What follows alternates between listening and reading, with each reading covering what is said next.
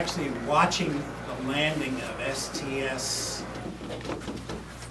I think it was. John Young was commanding it, and it was the first high inclination orbit shuttle mission that came into Edwards not from the south but from the north.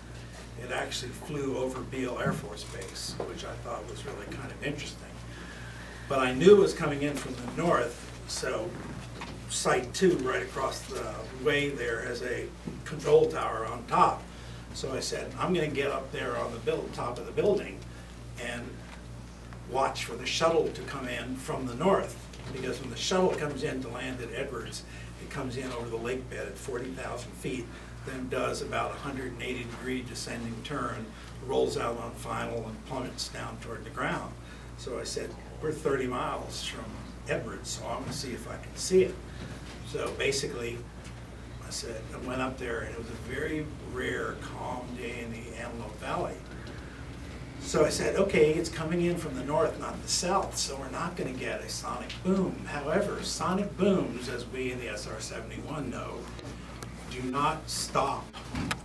They propagate over the ground, even when you go subsonic. So sure enough, I could see the shuttle come in, and I said, okay, there the shuttle comes in, and right over the lake bed, he goes subsonic, which means the sonic boom. If you're on the ground next to the lake bed, you get a boom, boom, and that's, it. But I said, then it's subsonic. But I said, it's pointed toward the south, and so the shock wave is traveling toward us. So I said, I wonder if we will get a sonic boom here, 30 miles south. So shock wave travels about 1,000 feet per second, so 30 miles, 180,000 feet, 3 minutes. Okay, so a very rare calm day at Edwards and all that, or here in the high desert. So sure enough, 3-minute mark, suddenly out of a calm day, you get this whoosh. And what it was the decayed sonic boom. And I said, boy, that's really cool.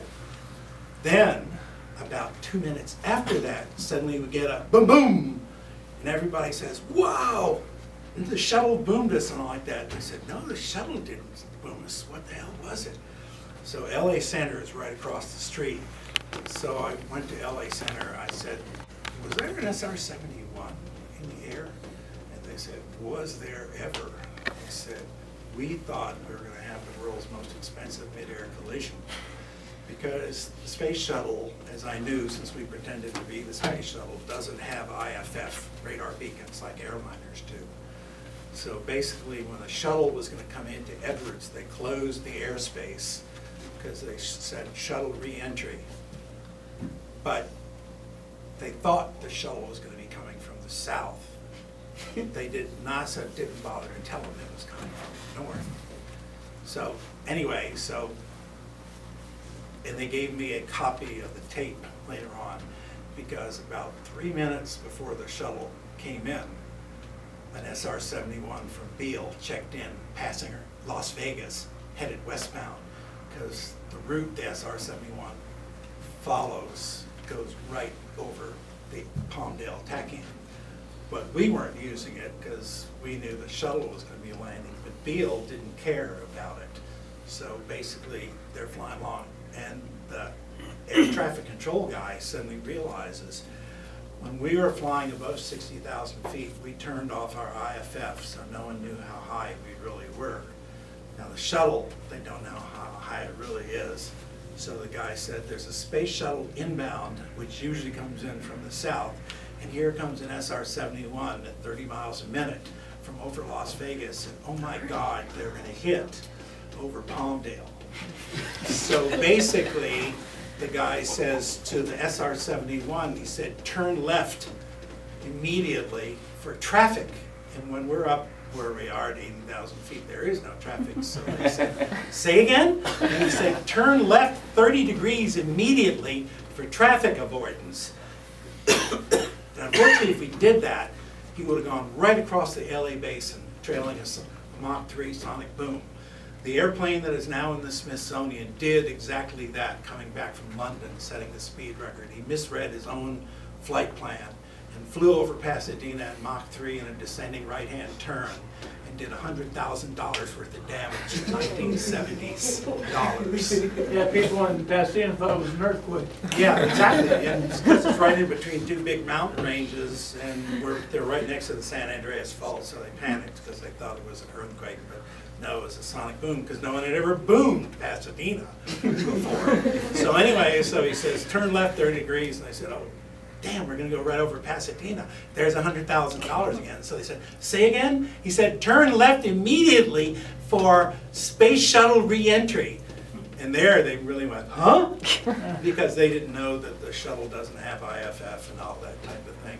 So I was listening to the tape, and like I said, the SR is moving 30 miles a minute, and he's getting closer and closer, and you can hear the controller's voice getting higher and higher. I'm going to be the guy on watch when the world's most improbable mid-air collision occurs.